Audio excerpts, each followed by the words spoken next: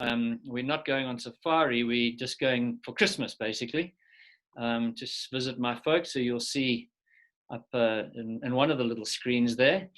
And it is their 60th wedding anniversary in mid-December. So we're going for that, and we're looking forward to some sun. It's raining cats and dogs in London at the moment. It's been raining all day and it's freezing cold. So we're looking for a bit of a change. But in terms of safaris, it looks like, well, most of the countries are opening up. Botswana and Namibia, you can get to almost everywhere in Africa, provided you take the various tests. Sometimes you have to present a test before you go in, a test that says you're COVID negative. And sometimes, as in Botswana, you then have to take another test. And I think Namibia maybe, to actually exit the country again.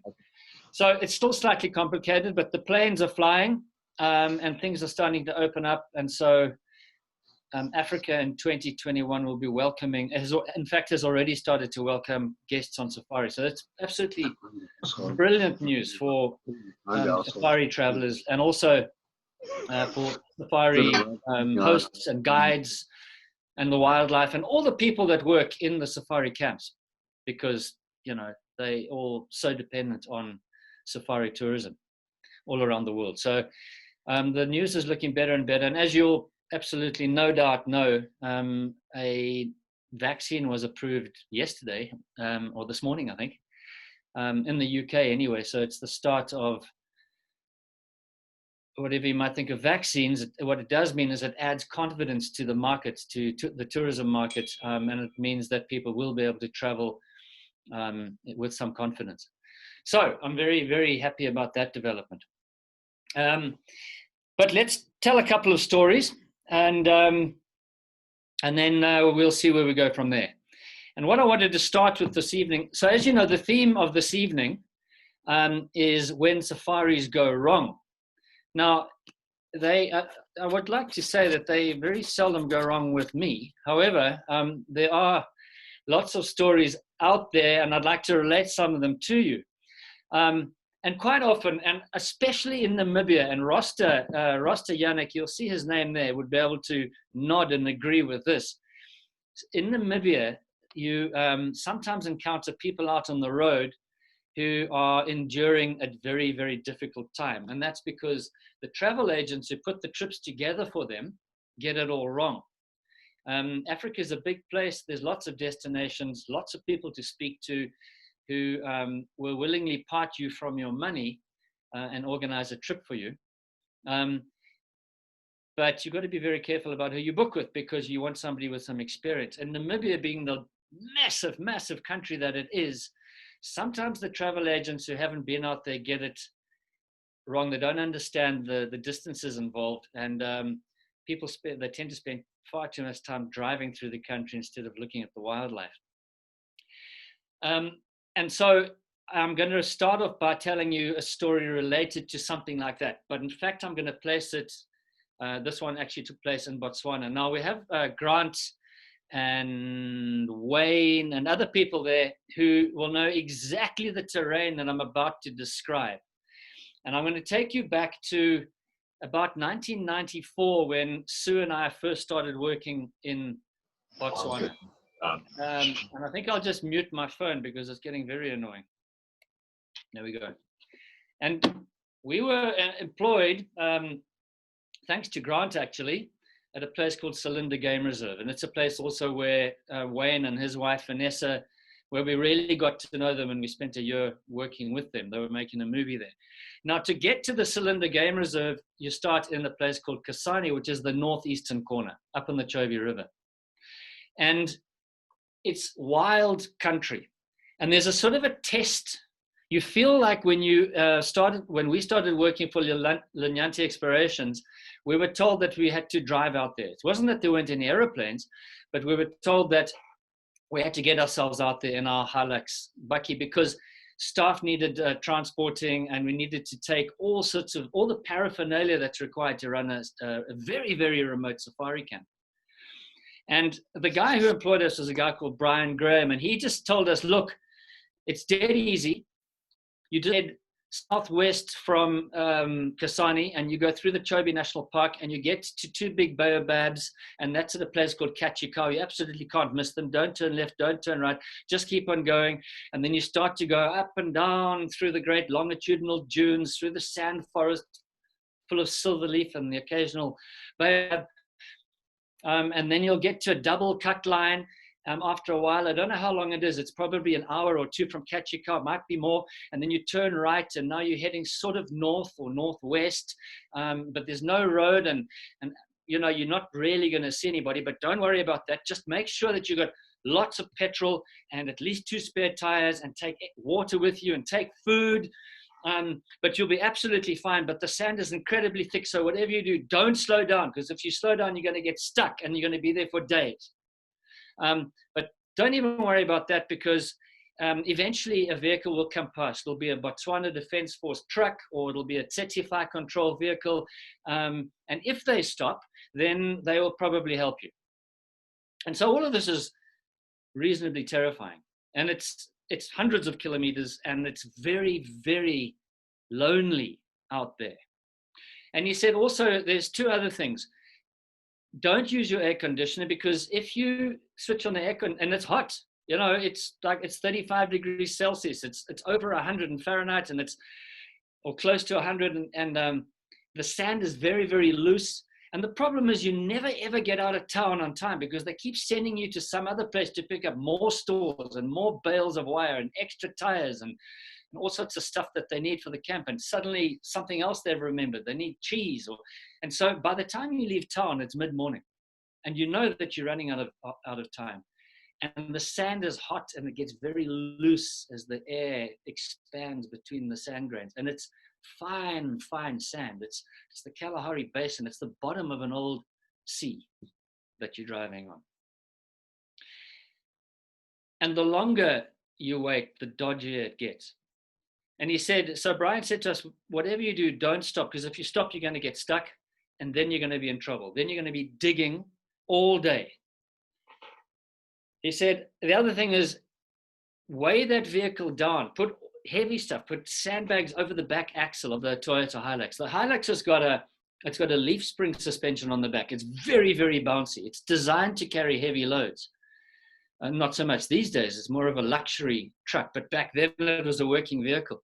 He said, so weigh it down, because otherwise, at the speed that you're going to be going in 4x4, high range, never stopping, flying along, you're going to be bouncing so hard, your head's going to be hitting the roof of the cab. So you got to dampen the whole vehicle down, make it heavy. Heavy is good, but keep going. And don't use the air conditioner, because it sucks too much juice from the engine and you'll lose power. So all of that stuff was thrashing around inside my head, and I was flipping anxious. And I had no idea where to go. He gave me these rough spoken instructions, and he kept on saying, you can't miss it. Well, we set off. Just as we were about to leave, he said, oh, and by the way, there's one other thing I should just mention. He says, I don't know if you know about the reputation of elephants in this part of the world, especially the female elephants, that don't have any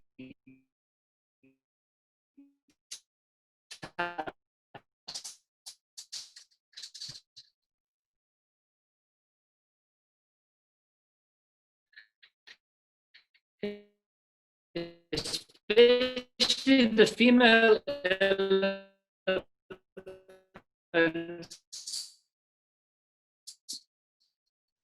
that don't have any tusks, from Namibia, that long stretch of west to east. Elephants there are harassed by the villages. It's not really a national park. Worse, to tip a vehicle right up and to lift it up out of sand in case you get stuck, and to change the tire. And we went off. And in the event, nothing much happened. We made it. We found it. He described it very, very well. We found all the places we were looking for. We ultimately reached Cylinder. We crossed on the old Mapani Bridge over the water. We found our way to camp. without any drama, and it was absolutely fine. And when we got there, we breathed a massive sigh of relief, and we obviously passed the test, and we had a story to tell. And after that, subsequently, of course, I drove that route many times, and you could do it sort of with your eyes closed. But the first time you do it, it's scary. You feel very alone out there.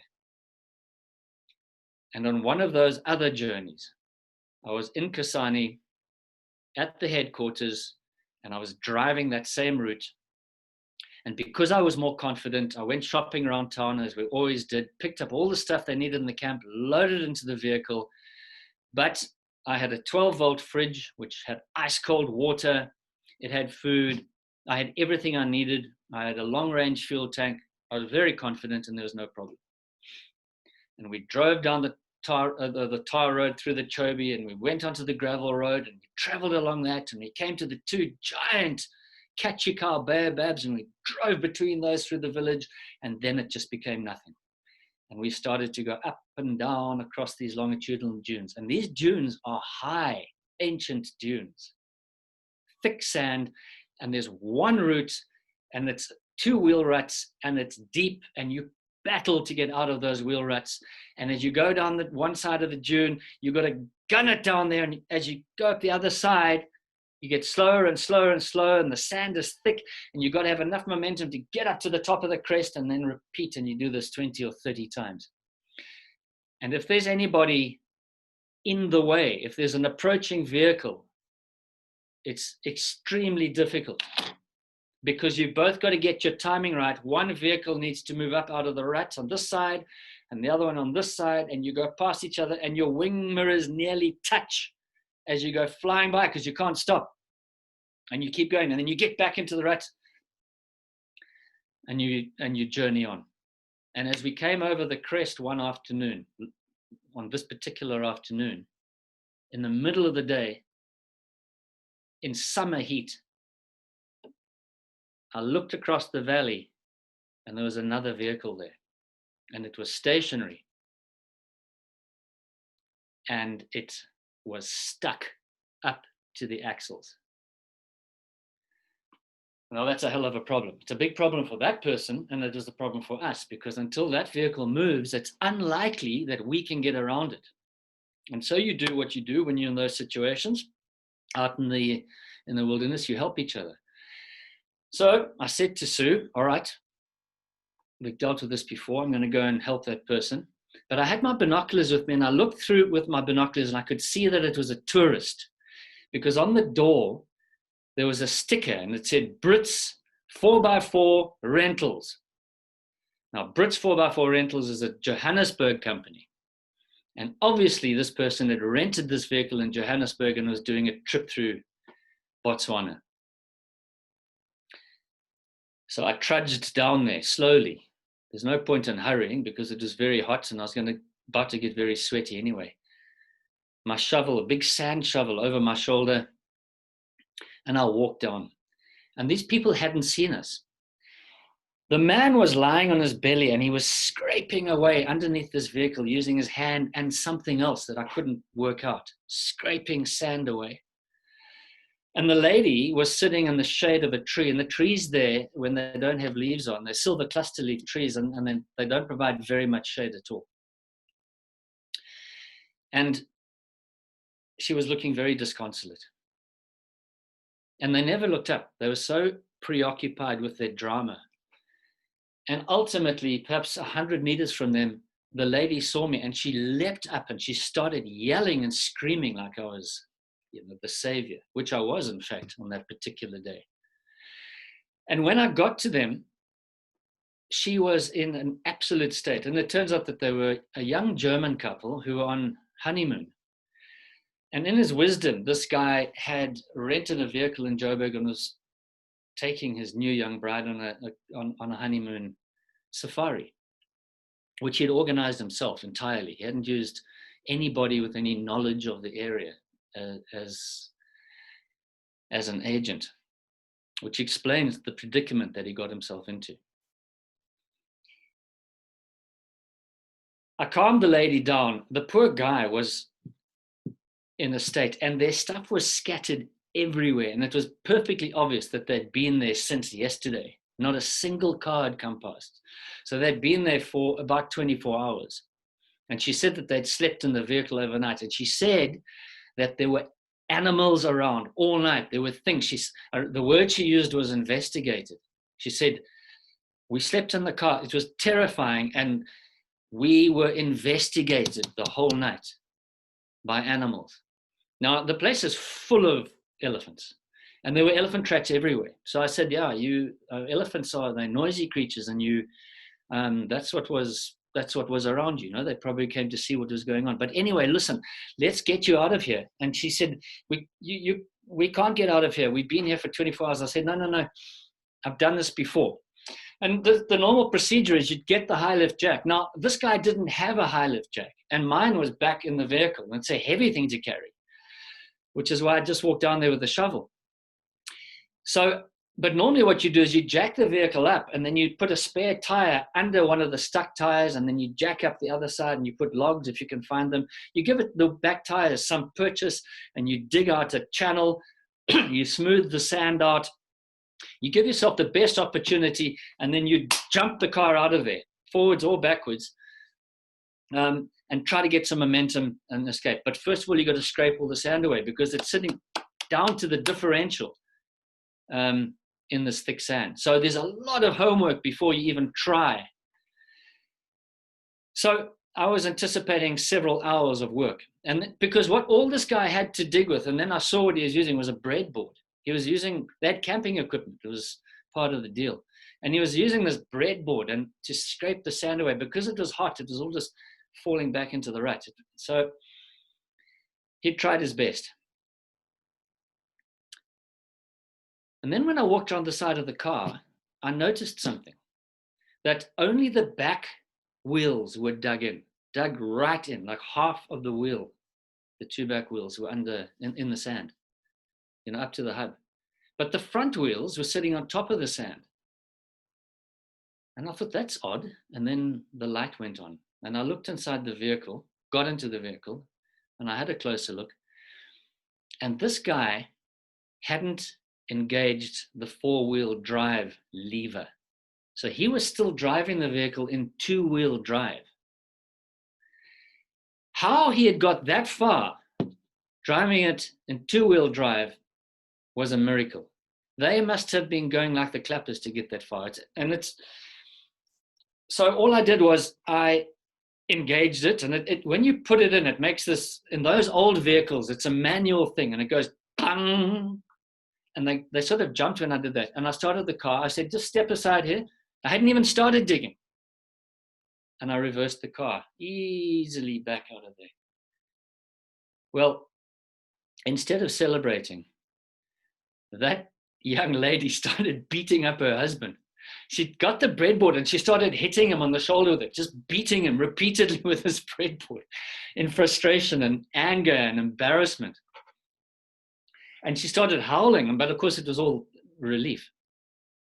And I said to her, listen, don't beat up your husband. He's done well. I don't think I could have got this vehicle this far driving in two-wheel drive. It's a miracle that he's got this far. In fact, he's nearly made it. You're quite close to the Gokha Gate. Gokha is the entrance to the Moremi Game Reserve, which is where they were heading, to a place called Third Bridge. So I said, let's just, and these guys were hungry. They didn't have any food. They had a bit of water, but they had no food with them because they were, I don't know what their plan was. I don't know where they thought they were going to buy food. But I said, listen, how did you get onto this road here? I mean, it's only the army and Tsetse flight control and guides, people like me that know about this road. You don't get tourists driving here very often, very seldom. And he said, no, but it's on the map. You can see the road is on the map. And he showed me, it's a shell map. Local people will know it's Veronica Root's shell map to Botswana and Machobi. He said, look, it's on the map. And I got this map. When I was in Germany, I had it sent out to me. This was the days before Amazon, so you can imagine, convoluted process. And I used this map. And I can't understand why this map is wrong. I said, it's not wrong. It's the road's in the right place. What do you mean? He said, it's the wrong color. This road is the wrong color. I said, what do you mean? He said, look here on the map. It's brown. You can see that this road is a brown road. I said, yeah, it is. He said, and that road we took there from Francistown north through Nata to Kasani, that's a black road. I said, yeah, that is. I said, so what are you saying? He said, in Germany, a black road is a big road and a brown road is a secondary road, but a brown road has still got tar in it. And so therefore, I thought that this brown road must be a tarred road because that's what we have in Germany and it's always the same. I said, well, here in Botswana, brown roads and black roads is not much difference. Like what I can tell you is that there's elephants thick and fast all over both of them. So, and hats off to his bravery, I must say, or naivety or stupidity, I don't know, but they were having an adventure of a lifetime.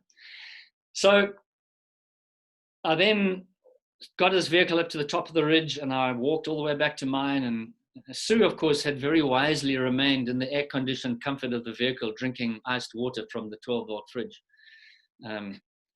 because she said that this was man's work and I needed to take care of it. So she was fine. We drove back to where they were and we gave them some food. And I said, okay, now all you got to do is stay on this road in four-wheel drive and you'll get to the gate. And this woman said, look, we're absolutely desperate. These animals that investigated us all night, I'm sure they're still here. I said, no, they're just elephants. But then I started looking around the vehicle, and everywhere around that vehicle were the fresh tracks of lions. So that during the night, I mean, they had slept inside their car, and you can imagine that those days wound the windows up and locked all the doors. But a pride of lions had come, and lions often do this. They come and investigate. They come to see what's new there. And they'd walked around that car all night, and these folks hadn't seen them, but they'd certainly been investigated.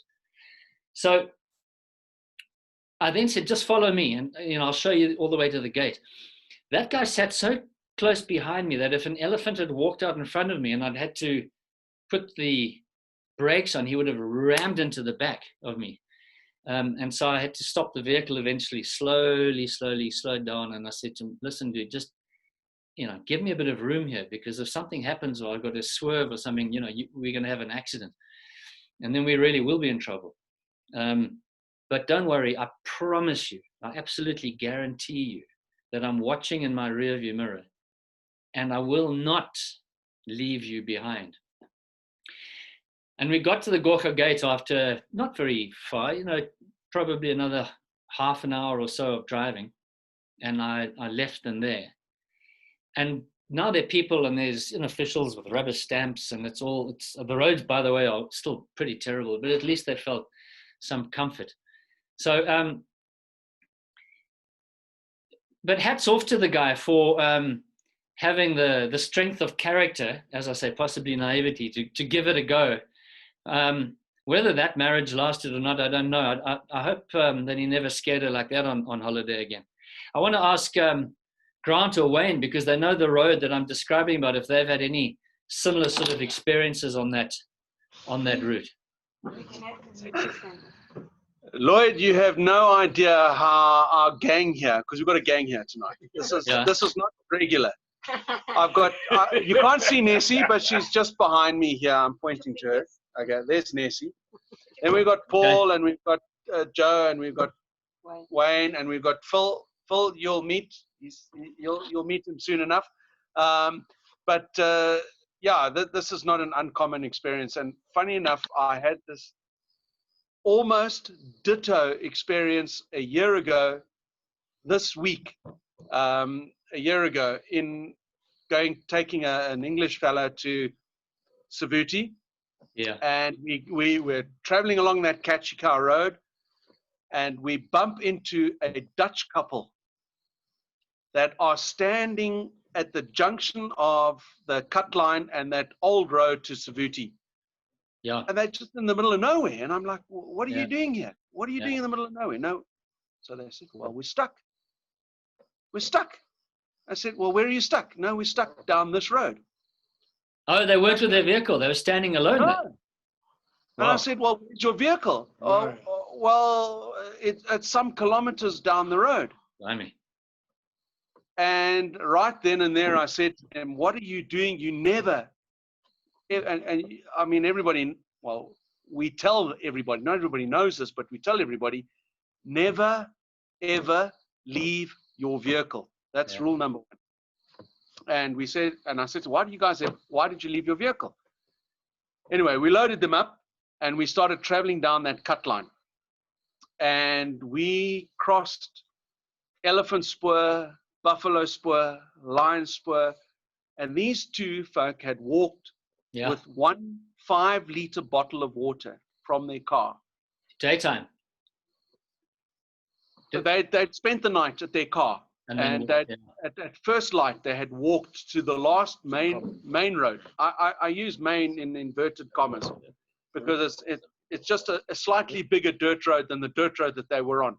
Yeah. And I mean, we got to their car, and their car looked like the space shuttle. It was pointing into the sky. Yeah. And we hadn't even got to the car, and I said to the chap that was with me, Roger, I said, Roger, that guy hasn't engaged 4-wheel drive. Yeah, he dug her in. Yeah. He was like this, and he was him and his wife were so angry, so angry, because it was literally click the front hubs in and drive out of the hole. Yeah. But you have to know. No. You have to know. And the thing is that when people like Brits and there's, you know, dozens of these companies rent these vehicles out to people, there's no process about asking if, you know, they know how to drive it or to engage 4x4. This German guy said to me, I thought it was 4x4. I said, it is 4x4. He said, but you said it's not in 4x4. I said, no, it's an option. You can't drive on a highway in 4x4, you know, so you got to engage 4x4. He said, look, it says that there's a sticker, Brits 4x4. So it must be in 4x4. I said, no, doesn't work like that. Yeah, and it's actually it's a big issue because these guys don't let them know what they're in for. No. But again, I said to the guy, his wife was giving him stick. She was giving him a hard time, and I said, you know what? You are actually sitting here with one of the best 4x4 drivers I've ever met. She said, why? She said, because you got here. Yeah, exactly. How'd they do? We wouldn't have made it. Yeah, in 2-wheel drive. Yeah. I see Roster just posted something on the chat. He said he did that road last year by himself, which took him 6 hours. 6 hours going like the clappers, by the way. It's long and far. He says, I didn't meet anybody there except the game. Didn't see a single person. So that's what we took. So it's still like that. My story's 20 years old, but it's still like that. It's still like that. Still very much like that. That little corner, you can still drive that whole corner without seeing anybody. You can do 8 to 12 hours there and not see another soul. It's wonderful. His story is mild. Just elephants and buffaloes. Yeah. Your story is mild compared to the reality that is actually out there. And the reality is it's a daily occurrence. And people are literally scared beyond themselves because they don't know how to get out of there. And it's a simple act that can get them out of there. But the rental guys never teach them how to use the 4-wheel drive vehicle. So for me, I used to run mobile safaris. So for me, that was my daily sort of routine to run those roads. Over the years, I've pulled out multiple people on that road through the sand. A lot of the people that hire these 4x4s are very unsure of their vehicles, and you know, a lot of people drive in low range. I mean, I picked up somebody one day that had driven from Panamatenga, which is 100 kilometers from Kasane on a tar road, and they'd driven in low range from Panamatenga all the way through to Kasane. On tar road. On tar road. You can't even turn the wheel. Yeah. Just so for those of you who don't know, if you're driving in low range 4-wheel drive, all 4 wheels are moving with an equal amount of power. And what it means is that you lose the ability to turn tightly. You can only really drive in a straight line or more gentle corners. And slowly. Slowly, very slowly. And it chews the tires up. Choose the tires up, and they thought there was a problem with their vehicle. So I got a phone call, and they asked me could I fix their vehicle. And by the time they had actually reached Kasane, their gearbox was completely gone. Yeah. Transfer box and gearbox was completely gone. Yeah. I mean, the road is an amazing experience to drive through that road. But it takes confidence and experience. And it changes. It changes. For example, at this time of year, with the water, with the rains in Botswana, you can be driving through water for many kilometers. And then in the October time, you're driving through sand. So it's an incredible area.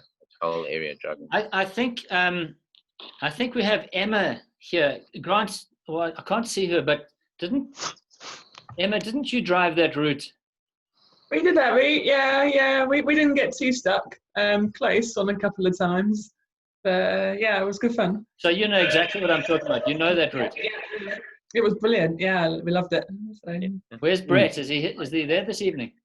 He's still working. Is he? So, yeah, Okay. He might join in a bit, hopefully. So, Hello, okay. Emma. yeah. Hey, how's Right. it? How you doing? Yeah, there you go. You guys know each other. Good. I'd also just like to say hello to Nick Hobbs. Nick, welcome. I don't think I've seen you on this forum before. Hello, how's it going? Hello, mate. It's good to see you. So I put myself on mute for a while to keep the focus away from I can see there's an adventurer in the background on the couch. Yeah. All adventurer. Yeah. Probably won't take him on safari. Just give him a few. No, exactly. Nick is used to work for an African travel company in Isleworth. That's where I know him from. He works with my wife Sue. Yeah, it's good to see you guys. I love that picture that you posted. You got a very precocious kid reading my book already at the age of 2. I know, he's very gifted, very advanced. Very gifted. Yeah, good parents. Well done. That's called easy English. Yeah, exactly. Easy reading. See Jack run. See Joan jump. So, folks, by the way, there is a bit of a theme in terms of honeymoon experiences to the stories this evening. But before I do that, just to finish that story off, I started by talking about Namibia. And Namibia, there's a different challenge. There is sand driving there if you go to a place called Sources Flay, which is the greatest sand dunes in the world.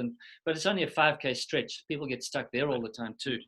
But the challenge when driving in Namibia, and Rasta, I know you have had lots and lots of experience of this, rescuing people too, is that the roads are extremely flinty. And they cut the sidewalls of the tires, even brand new tires. And people tend to drive too fast because the roads are in pretty decent condition then. You can drive quite quickly, but they grade them. And then what happens is the grader, because it's Friday afternoon 5, he just stops working. He just pulls over. So there's a great big lump of sand right down the middle of the road. And it's quite loose, sort of shale. And drivers sometimes hit that and they steer too hard. They don't let the vehicle just move over it. And that can create accidents and also punctures. And so the people who rent the vehicles out, when I set up a trip like that, I always insist they get a second spare. You know how it goes. If you've got 2 spares, you won't get a flat. But if you've got 1 spare, you're going to get 2 flats. So I always insist that they take extra fuel in a jerry can, that they take a second spare tire, and that they carry water. Unfortunately, the people who rent them the cars don't insist on any of that stuff. Rosta, can you corroborate that? Are you there? Yes, I'm here, Lloyd. That's correct. What's your take on that? Yeah, it is all correct. That obviously nowadays you need to, of course, make sure that you have enough fuel and enough water and enough of course, enough tires. Nowadays, most of the actually car rental companies give you 2 spare wheels, including, of course, the rims. And then you get a third tire, just a tire, you know, just in case. That's what's happening, because obviously if you have a spare tire, you don't have a rim, you can't help yourself. Or nowadays we take with us even basically that the tire repair kits, you know, and just plug it in. You get the compressor by your engine, and basically you just help yourself in the middle of nowhere by yourself. Yeah, but we know how to do that, but tourists don't. But you must have done that for tourists that you've encountered on the road, I think. They will most probably ask, obviously, or not ask, but wish for help or hope for help or pray for help that somebody will come past and obviously assist, you know. And usually the Namibians are good in that, you know, that usually the local Namibians or anybody working in the tourism industry will pull next to the road and, of course, offer any assistance. Yeah, yeah. Okay, so thanks, Rasta. Moving on to the next story.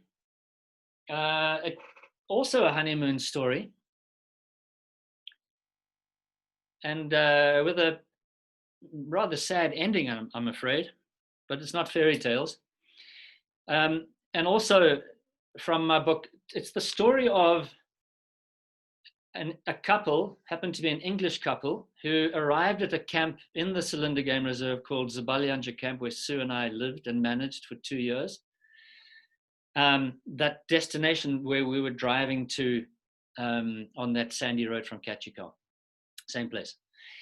And we managed a very small camp. It was only a 3-tent place, 6 beds, 1 vehicle, absolutely brilliant, old style, basic safari lodge. I'm just wondering what's going on with the screen here. Kaz, have you got this? Yeah, I've pinned you with the video. Okay. Cheers.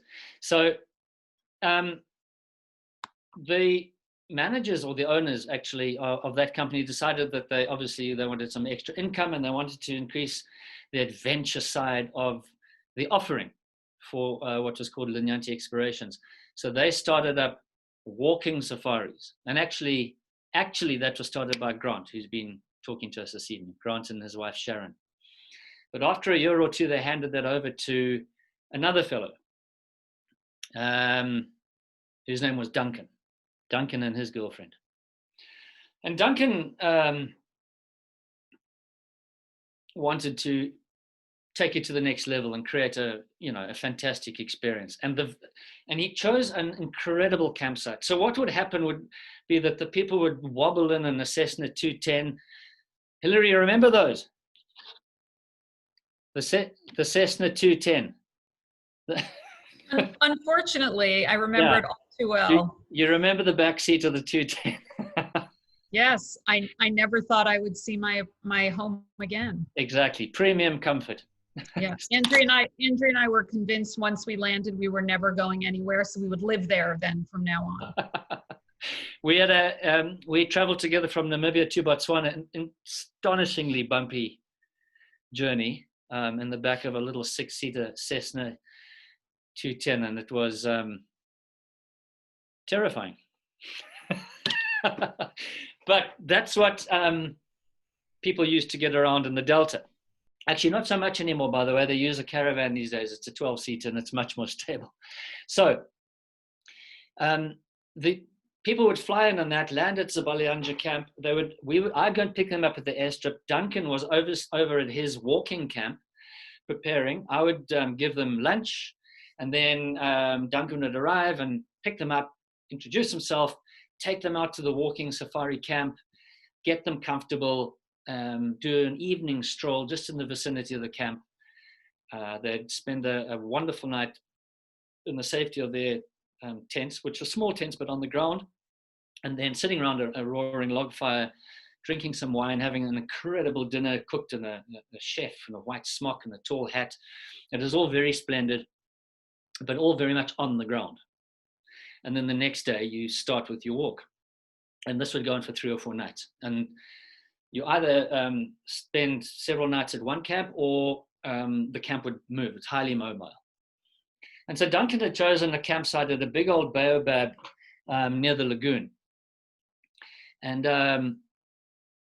the grass there, it was up on a sort of a mound, and the grass has been cut short. It looks like it's been mowed, actually, and it has been mowed. It's been mowed by hippos that graze there, hippos and an antelope called a lechwe.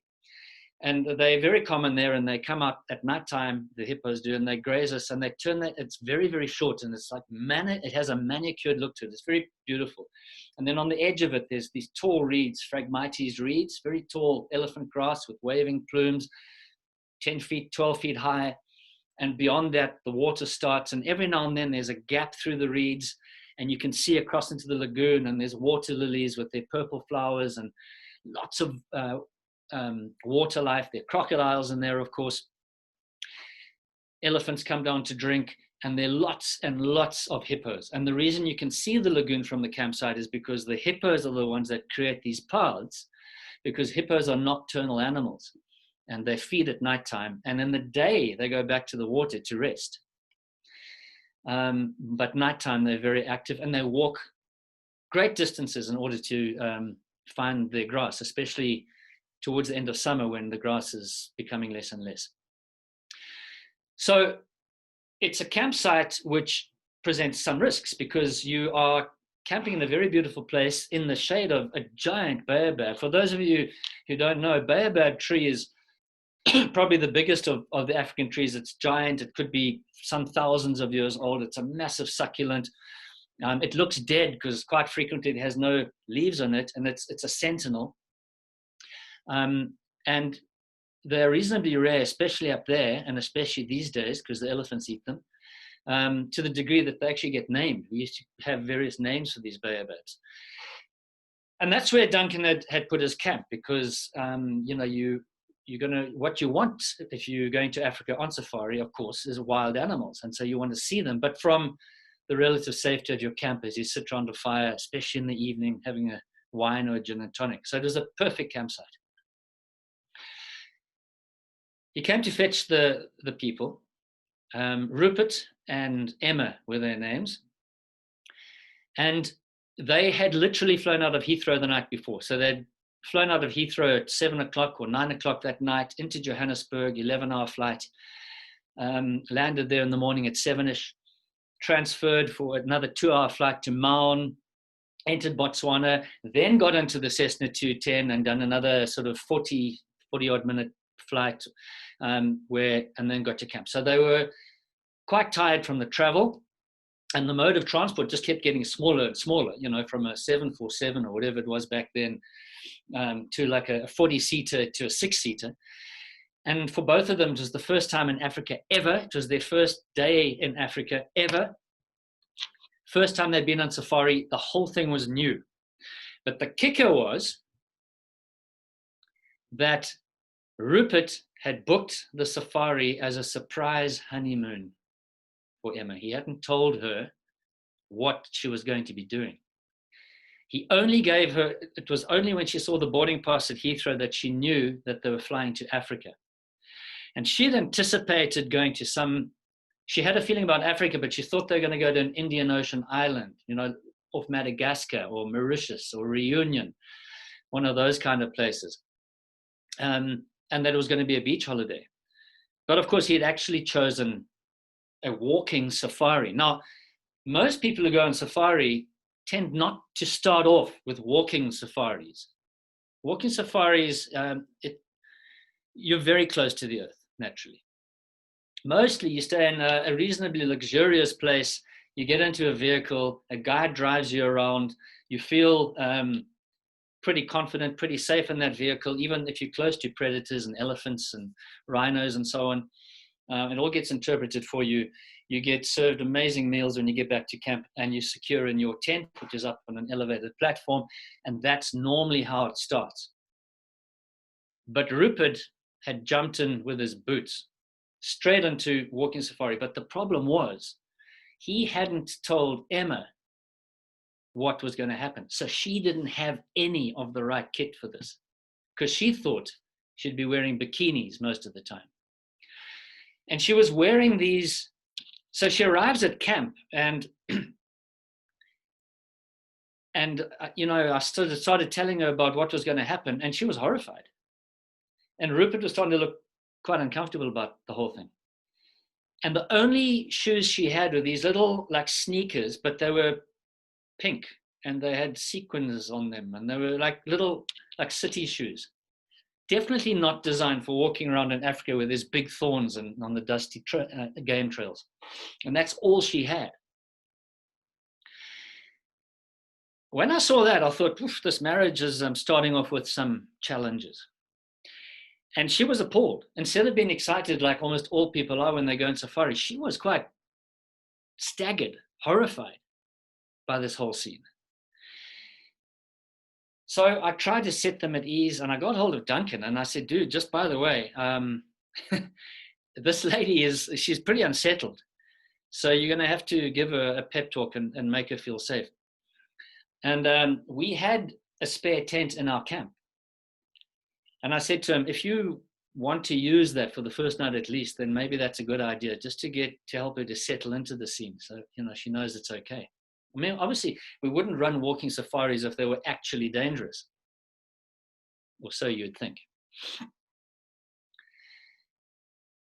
But when he arrived, she seemed to have sort of got used to the idea, and he took them off and he drove them off to the camp. And he said that when they got there, she visibly relaxed, because it's a very beautiful place.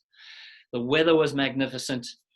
And although the tents are small and you're sleeping on sort of mattresses on the ground inside your 2x2 meter by 2 meter dome tent, it felt secure and safe. And there are people around. And so he said it was going quite well. Now, I need to describe something that used to happen in that place called Cylinder Game Reserve. It doesn't happen anymore.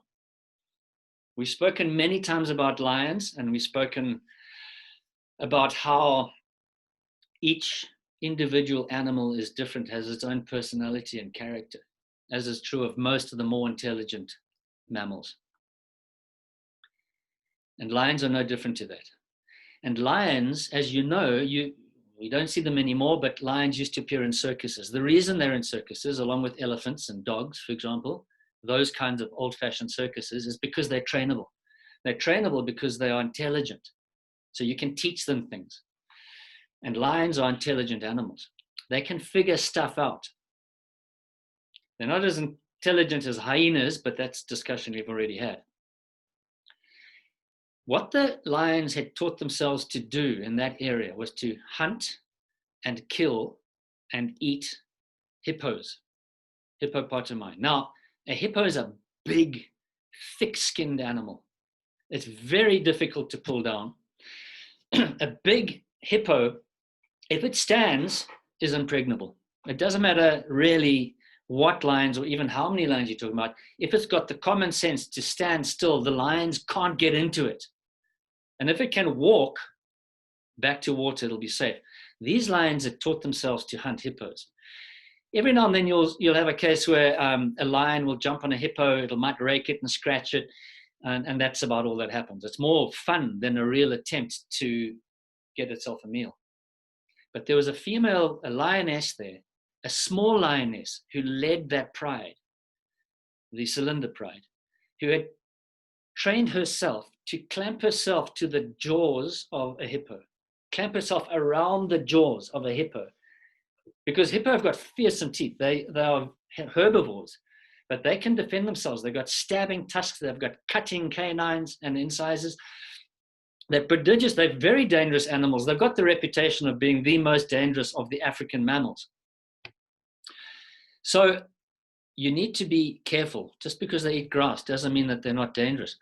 This lioness had taught herself to clamp the jaws shut. And then the other members of the pride would jump onto the hippo, always at night, always when the hippo had left the water to go and feed. If it was a big old bull hippo, those guys knew what to do. They would walk, festooned with lions, back to the water. And when they got to the water, the lions would jump off. And then the hippo would turn and would charge them through the water and throw up a great big bow wave. The lions would all run away. No hippo meat tonight. Now, Grant and Wayne and I used to go and watch them at nighttime. You would hear the noise of a hippo screaming, shouting, bawling. and you knew something was up, and you'd get your people on board that car and you'd go out with a spotlight and you could watch the lions riding the hippos. It was, at that time, unprecedented. These days it doesn't happen because that female is dead now. She died. I don't know if Grant might be able to fill us in. She died of natural causes, I'm not sure. But lions learn from their mothers. Okay, they copy, they imitate, just as humans do.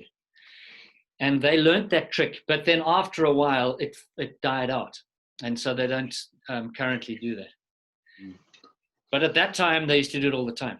And it was extremely exciting, but very, very difficult watching, because the only way they could kill a hippo was not by asphyxiating it, which is how they would kill an impala or a kudu or a smaller mammal, by getting a grip on the windpipe and choking it to death.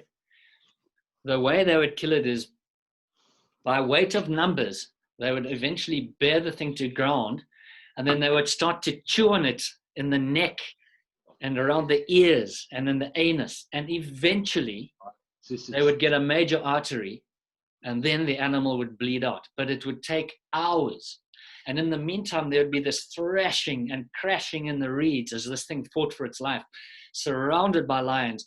And there was so much noise that other lions would arrive, and clans of hyenas would arrive, and there'd be bickering and fighting between all these predators for what amounts to an enormous meal, which will go on for 3-4 days.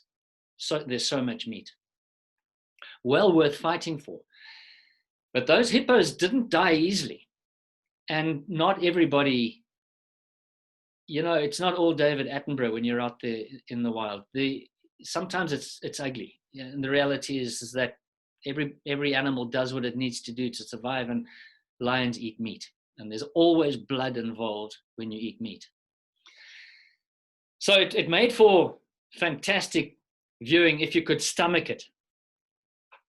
That's what was going on when Rupert and Emma came on honeymoon and settled down in their tent after an incredible meal that night near the lagoon. Duncan's tent was perhaps 30 meters away to give them some privacy, but not too far away, because you need to be able to communicate at nighttime by shouting to each other if necessary. Everybody, not including Duncan, who didn't drink at all, had a couple of beers and gin and tonics and some wine, getting to the old safari spirit, sitting around the fire. And it was a beautiful starlit evening, and things were going well. But of course, what that means is that somewhere during the night, you're going to have to go for a wee. Just bear that in mind. Now, going for a wee in the middle of the night, there is a separate toilet area. It's enclosed, but you've got to go there at night. And the only way you can go is by shouting to Duncan that you've got to go. You wake him up. He gets his rifle, and he accompanies you using a powerful torch and stands in the close vicinity while you do your business, and then walks you back to your tent. Never expecting there to be any problem, because there almost never is. And somewhere around midnight, a hippo started to scream in the reeds. And we all know what that means.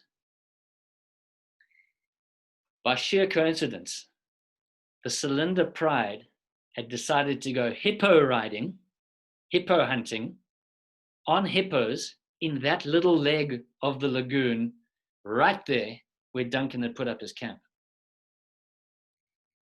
And it's noisy. And if you've come straight out of England and it's your first night on safari and your first night ever in Africa, and that starts up, you've got no idea what's going on. And it can be very scary.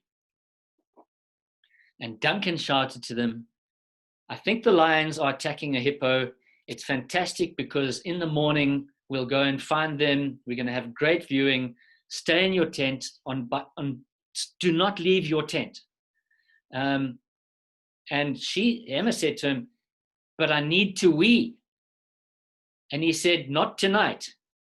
There's no ways we're leaving the tent tonight. These animals are here. They're close. So you're going to have to wee into a plastic bag," which she did. unfortunately, the plastic bag had a hole in it. And so things got a little bit messy, but there was no way they were going to leave that tent. And things went quiet for a while. And perhaps half an hour later, all hell broke loose.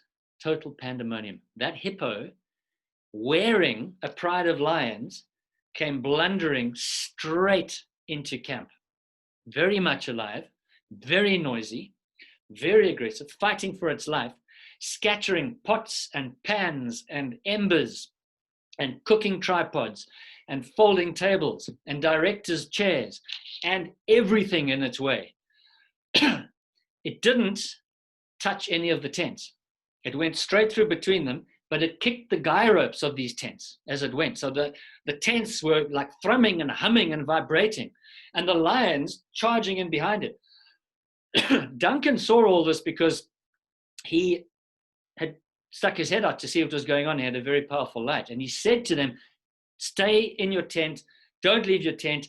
Keep it closed.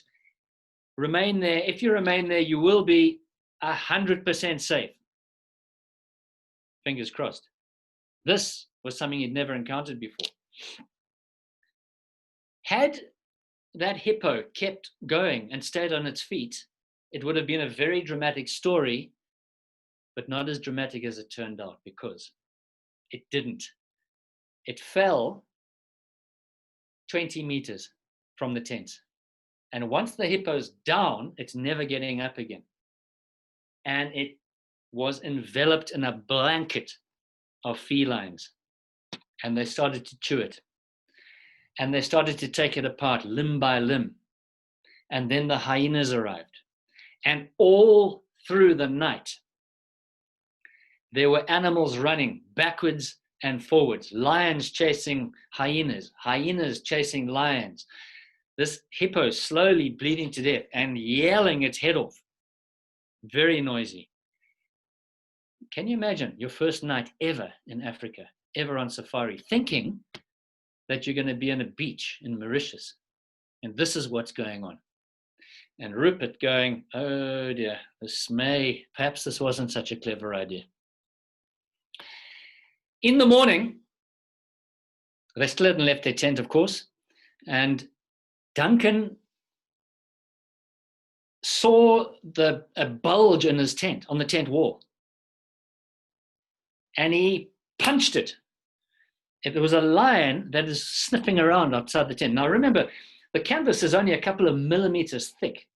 The lion's not going to come in. They don't understand what that thing is.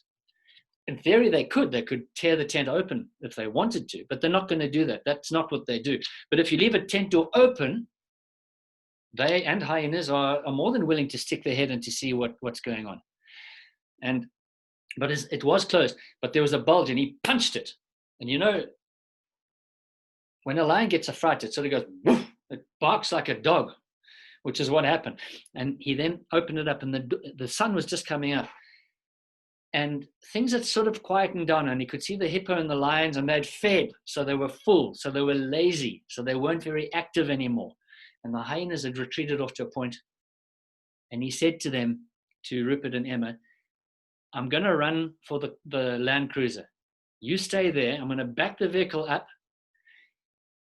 And then when I say go, you open that thing, and you've just got to jump into the car. I'm going to park it there. I'm going to have the passenger door open. Emma, you've got to go straight from your tent into the passenger seat. Rupert, you're going to jump on the back. He took his weapon and he loaded one. You know, he put a round in, and he sprinted for the car. And the animals were so surprised they did nothing. They just watched him go. And he started the cruiser. He then went and picked up the chef and a guy, a camp hand, a guy who was helping them there. He then drove to their tent, to Emma and Rupert's tent.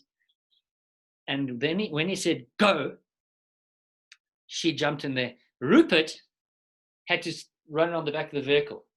Duncan was so anxious to get the hell out of there, to save these traumatized people, that he took off so fast that Rupert totally lost his grip on the roll bar and went barreling straight off the back of the vehicle. At which point the camp hand started yelling, "Stop, stop, stop, stop," because Rupert was lying spread eagle, surrounded by lions and dying hippo and hyenas. Rupert saved himself. He got back onto that vehicle so quickly that he doesn't even remember doing it. And then Duncan drove the vehicle out of there, and he drove to our camp. Now, I'd been following the drama on the two-way radio. And he said he's bringing them to camp. And I said, cool, we'll cook them breakfast. They can use one of the tents here. They can shower, clean up. He said, the problem is they haven't got their luggage. We've left the luggage in the tent. We just need to get the hell out of here. This woman she's going crazy. She was terrified. So they drove to camp, and we were able to help them in terms of, breakfast and a shower and some spare clothes and all that sort of thing.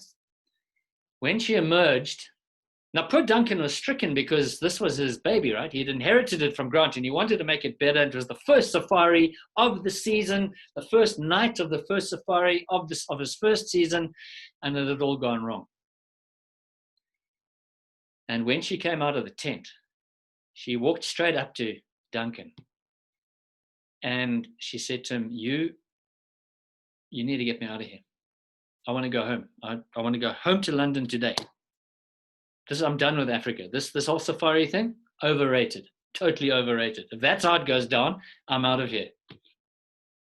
And he made the mistake of going, well, have you spoken to Rupert? At which point she went completely ballistic at the guy and started screaming at him. She was in a state of shock. And then I said to her, why don't you, if you want to, why don't you just stay in our camp? It's all good. You can see the tents here. There's proper showers with hot water and this and that. She said, no way. She said, get me an aeroplane. Get me an aeroplane. I want to leave today. And that's what happened. Around about lunchtime, I made a radio call. And around about lunchtime, that little Cessna arrived. Duncan had gone and got her beach wear, her suitcase out of that tent. We loaded it up. We loaded them up. Cessna took off, wobbled out of sight, took them to Maun, and they went home. Now, very strangely, the story doesn't end there, because some time later, I don't know, it was 6 months or a year, we had more guests in our camp. And one of the guys, who's an Englishman, asked me if I knew a story, and he started to relate the story, and he started to tell me the story I've just told you, which was amazing. The story was not written down, right? We knew it amongst ourselves, but now it's written down. I said, how do you know the story? He said, because it never went very well. He says it got messy at the wedding. I was doing the sound for them. He was the sound guy in the band that they had hired. And he said, right there at the wedding, which is, 2 days before we saw them, I guess, they'd had a massive argument about the choice of music and that. And I said, so are you up to date with the current state of their marriage? He said, you know what? He said they came back from Africa and they got divorced within about a month. He said they shouldn't have even gone there in the first place. And the fact that he chose a totally inappropriate honeymoon for Emma, I think demonstrates that. So walking safaris, unbelievable experience. I lead them all the time. I've never had an experience that even approaches that. But I do love to tell the story. I'm going to go back to Grant now and ask him how much he remembers of that. You were there still, Grant, weren't you? Yeah, Lloyd, it was what a time. Am I unmuted? Can you hear me? Yeah, can hear you. Yeah, no, that was unbelievable. Duncan and Danielle, I don't know how they got through that, but for the next 3 or 4 walking safaris after that, they used to pitch up and say, oh, the lions are within 100 kilometers of the camp. We've come to stay at your camp because it's just a little too scary. That and we've been having this discussion whilst you've been telling your story. We've been having this discussion around our we've had a fire. We've had a proper campfire here with a braai and everything. And we've been discussing your story and how often this happens. And having lions around your camp is not uncommon, but that particular experience with the lions killing a hippo through your camp and all the things that went on with Duncan, that's quite rare. Yeah. Do you agree? No, I'm not talking to him. But it was an absolutely incredible experience, and I hope I think Danielle went back to Canada and never came back to Africa again. I think that was she. I don't remember that part of the story. Was she in camp when that happened as well? Yeah. So Danielle was Duncan's partner, and they were running the camp, and it was. I mean, they were quite literally, and we're not exaggerating here. They were quite literally beating off the hyena with a spade. No jokes. I didn't know that. No, they were hitting them with a spade. Spade to hyena. They were smacking them off. Yeah. And it was an incredible time. And you might remember, and I'm going to go back a little bit. At that sighting, there was about 2 days later, there were over 40 hyena at that hippo carcass. Yeah. And you were there, you came down, you had a look at the whole thing. And about 2 days later, you said to me, has anybody seen my Akubra hat? No one's seen my Akubra hat? Yeah. Nobody. Has anybody seen my Akubra? It's gone. No, and you love that hat. Yeah. Yeah, you love that hat. Yeah, there's a particular friend of mine that actually found that hat a few weeks later. So come Christmas time, you came down to Cylinder Camp and I had a Christmas present for you. Yeah. Yeah. But the top was missing, wasn't it? No, it was just a pile of white dung. Oh, yeah. That's right. Yes, the hyenas had eaten it and turned it into bloody dung. You gave me the dung back. That's right. Of course. Yeah, I forgot. That was the same hippo, the same incident that we're talking about. Yeah. The same time. Did you lose your hand? Just by the way, as you know, we have a person called Emma watching here this evening. It wasn't her. But if you look in the chat box, she says, did I mention my ex is called Rupert? I didn't say that. But you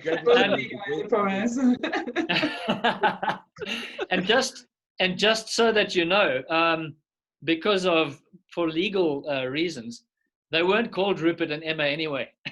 No, they weren't. And I'm sure they were. in your book, you didn't mention Duncan at all. It was some other guy's name. I called him David. Yeah, I call him David. But the secret's out now. Yeah, sorry about that. Yeah, it's names have been changed to protect the guilty. Yeah, that was a particularly rare and interesting occasion. It was amazingly dramatic. Now, folks, I've done lots and lots of walking safaris over many years. I've never had anything closely resembling that. I've had some sort of scary moments, and it's the scary moments, by the way, that people want to hear about. Generally speaking, they tend to associate Africa with drama, which I sort of try to, despite the story I've just told you, I try not to encourage, because the reality is that Africa is an astonishing and usually, especially, on safari, a very, very gentle and relaxing place. It's more like the evening before the hippo died than the night of the death of the hippo. And the third story I want to tell this evening is actually not a story about when safaris go wrong, but just to finish off with a story about when safaris go right. And I've mentioned this before on CAMPfire Tales. And so I'm going to abbreviate the story, but it's important, I think, to finish with the story. And the story is this. that when you're guiding, it's very nice if you can have folk on board. First of all, if you're getting on with the people, which obviously makes a huge difference, because you do tend to go that extra mile. We've spoken about that before. But also, if the people spending 3 or 4 or 5 nights, then you can really, go the whole hog with them, especially if they're in a private vehicle. So it's just them and you. Then you can start exploring because the pressure's off. You're not feeling the pressure to show them the big 5, this marketed phenomenon of the big 5 wild animals. And so you can relax and you can do picnics and barbecues out there, and you can play and you can adventure far, and it's great fun. And when I was guiding at a place called Mambo in Botswana one day, a couple had booked in, and I think they went for 3 nights, or it might have been 4 nights, just the 2 of them. They'd booked a private vehicle.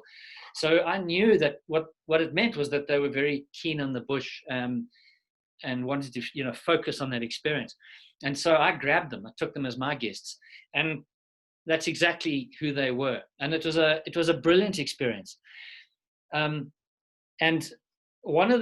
just to sort of jump to the conclusion in a way first, before I describe what happened, was those people introduced me to various different authors, some of which were American authors. And they were Americans. They were from Houston, Texas. Fantastic people. And they are authors that I read to this day. One of them is a guy who writes naval histories or historical novels called Patrick O'Brien, an incredible writer, amongst others. And they are the ones who gave me his first 2 books. So that was when you're guiding, you're obviously talking about wildlife, but you become very close to people sometimes, and you share a lot, and it's a very fulfilling experience all around. I picked these folk up at the airport, and what I did was I packed a cool box full of drinks and stuff, and because I said to them, look, if you want to go straight out and game drive, it's already late in the afternoon. Instead of going back to camp, and why don't we just go for a game drive? We'll take a long way around to camp. And they were very keen to do that, despite their jet lag, having traveled from Houston via Europe, all the way down Africa, Johannesburg, Maun in Botswana, and then up to Mambo. They were totally gung-ho. And what I did that evening was I just wanted to give them a very gentle introductory experience to safari. It was their first time in Africa too, first time on safari. And a big herd of buffaloes had been seen in the morning, and I knew where they were or were likely to be. And I drove them to a place where the tree line ended and the open swamps of the Okavango Delta began. Big trees behind, jackalberry trees they're called, and others, mangosteens. Big leafy trees raised up. And then in front of you, there's shallow pans of water, and on the water grows all sorts of indigenous plants. The flay ink lily was in flower at that time for beautiful pink flowers floating on, but it's shallow water. So the buffalo herd, which might have been 1,000 strong, it's a very impressive sight, are walking and grazing, and they're feeding on grass on the edges, but also feeding on floating vegetation. Big bulls, massive horned bulls, females, calves, little brown calves, different color to the adults, and feeding towards us. And I parked the vehicle in the shade of one of these big trees, and then I let the herd walk towards us. And we were the only ones there because everybody else had looked at them earlier on the game drive, and I knew we'd be completely undisturbed. So we had a totally private experience. And as the herd grazed towards us, now buffaloes, despite their reputation, when they're in a herd, they're just a big bunch of wild cows, really. Big bull buffaloes might be a different thing to deal with, especially on walking safaris. But when they're in a herd, they're pretty gentle. And they come all around the car, they mill around the car, they ignore your vehicle, and they just come grazing past you. And this goes on for half an hour. And the vehicle is switched off. It's a fantastic experience. And so I didn't say anything. I just let that happen. Sometimes as a guide, you don't want to say too much. And, you can talk about it afterwards. And we had a gin and tonic or a wine. I remember that actually, that there were wine drinkers. And while we did that, the buffalo came past us. And when buffalo are herding together like this, they're accompanied by all sorts of birds, because the birds are eating flies and ticks that they disturb or taken from the fur of the animal. So there's lots of other stuff going on. And it's not a quiet experience. The buffalo talk to each other all the time, and you hear the splashing of the hooves and the sucking of the hooves as they pull them out of the mud. It's a wonderful thing, but a very gentle. No blood, no guts, no dying hippo, nothing on the hunt, just wild buffaloes doing their thing. Nothing said.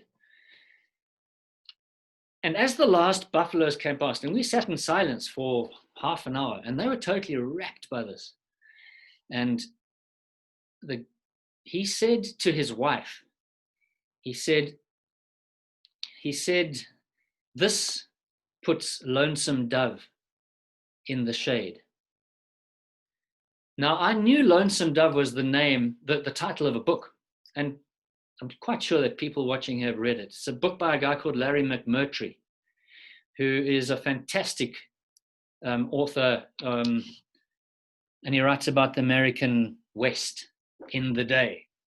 And of course, we all know that Lonesome Dove was made into an incredible series too, very well worth watching. But I'd not read it at this time, and I had no idea what he was talking about. And I said to him, what are you talking about? And he said to me, I'll never forget it. Now, Lonesome Dove is a great big tome of a book. It must be 500 or 600 pages. It's a thick book. And he summarized the plot in one sentence. He said to me, it's the story of a cattle drive from Texas to Montana. That's all he said. Now, let me tell you, there's a lot that happens between Texas and Montana. He said, I can't believe you haven't read that. I said, no, I don't know why. I've never encountered it. He said, I'm going to send it to you. What that meant was that we started to talk not just about wildlife and the safari experience, but also about books. And this guy and his wife, they were both lawyers. I forget what kind of law they were into. And they used to buy very expensive first edition books if they could get hold of them. And when they were reading books, they'd each buy a copy and they'd read them their own copy, but simultaneously and then discuss them as they went. So, and that's what they were doing on the safari. They had endless books with them. The wonder of it was that they left the books with me when they left, because they'd read them. They read fast, these folks. They'd read a book a day, sometimes on game drive, just as we'd sit there. And then they left them all with me, and I was very taken with most of them. About, I don't know, several months after, and I was so sad to see them go, because it was such a wonderful experience. We saw nothing violent or bloody. The whole thing was gentle and wonderful and warm and compelling. And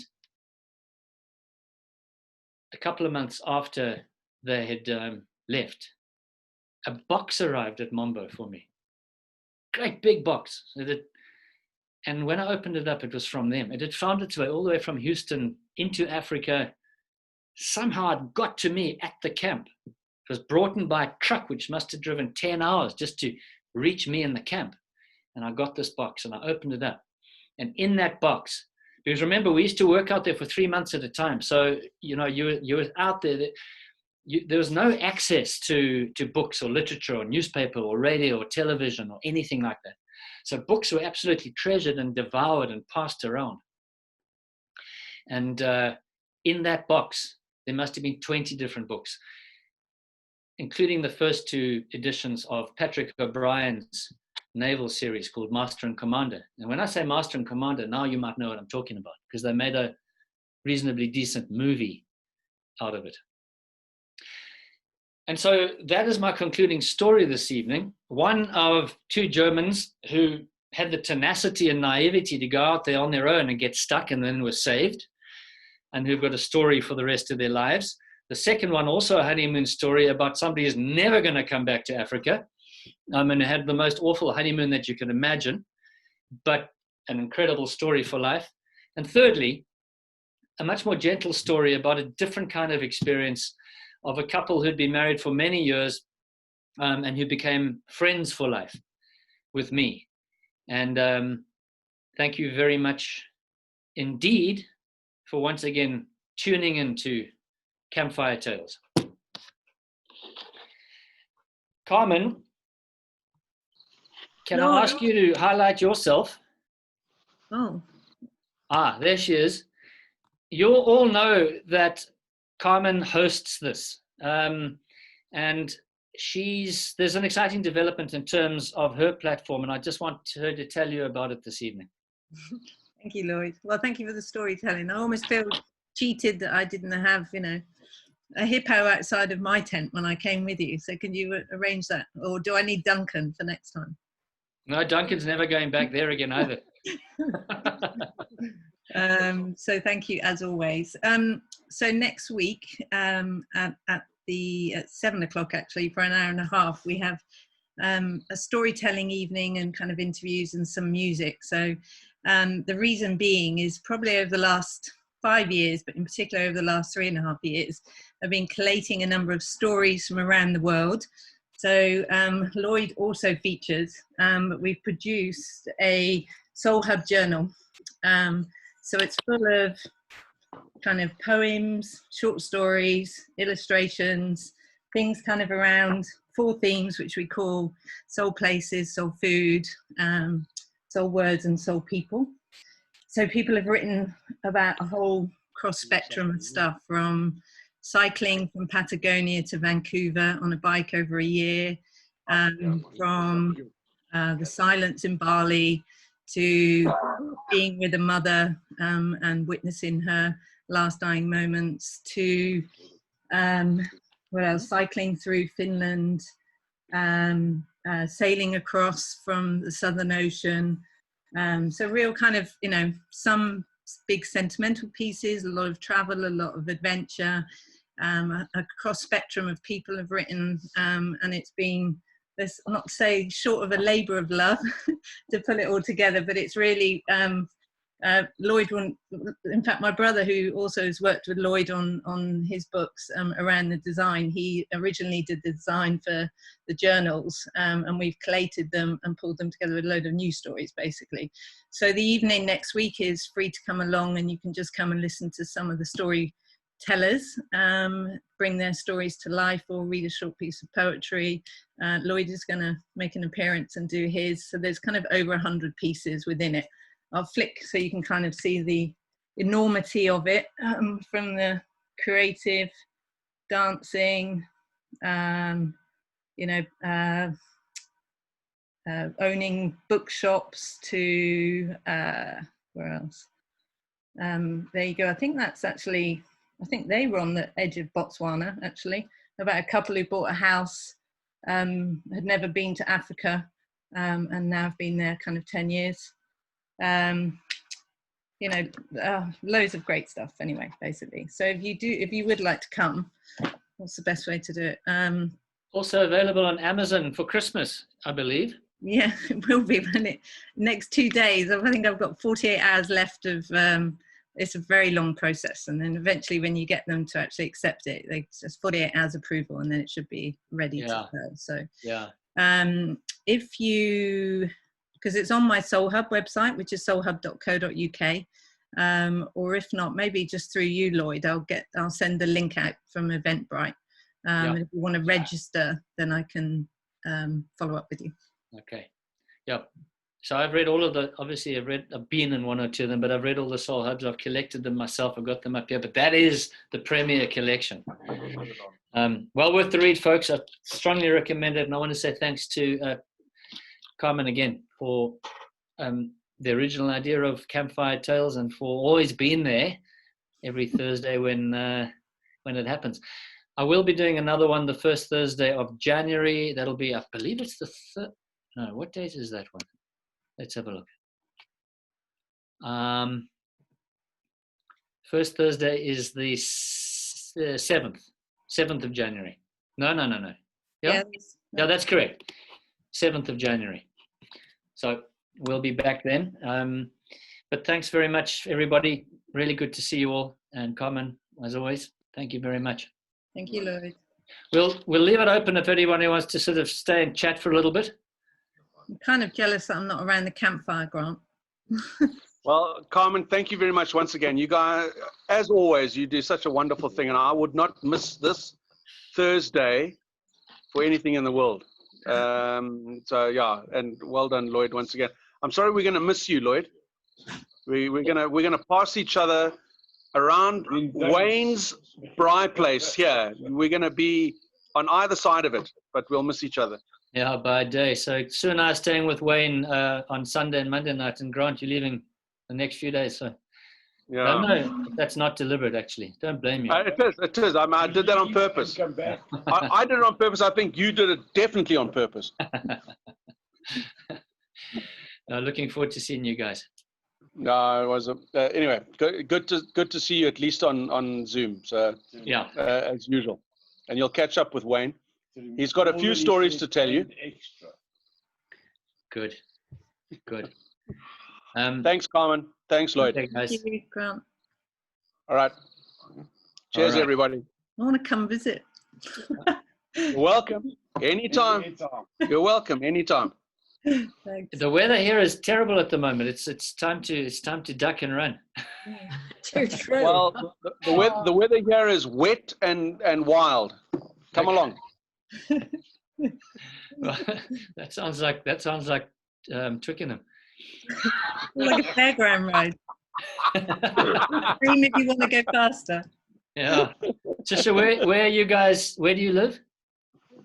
Hampshire, where